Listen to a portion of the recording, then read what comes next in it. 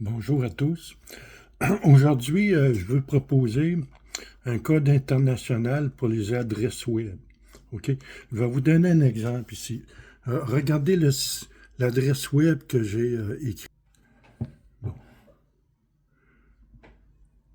Voyez-vous ici l'adresse web. OK? Il suffit d'écrire OVNI. OK? Bon.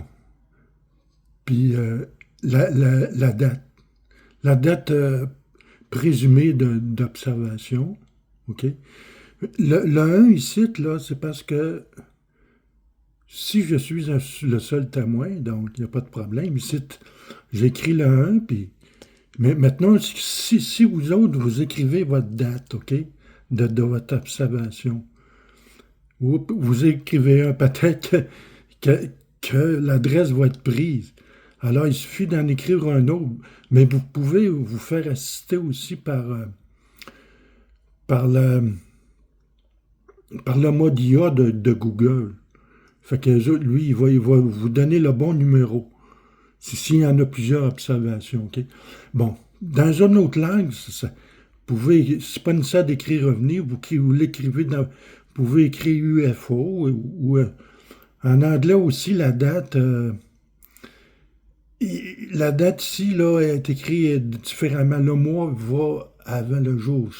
En tout cas, ça fait pas une recherche bien longue, OK?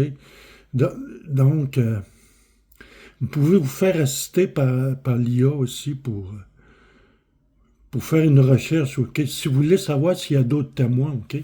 Vous faites une observation à un moment donné, puis c'est ça, vous écrivez la date, puis vous partez un site web. OK?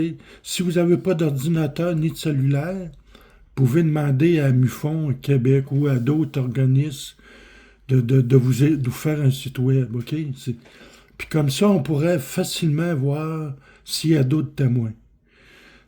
Dans mon cas, je connais juste une témoin qui a vu quelque chose vers cette date-là.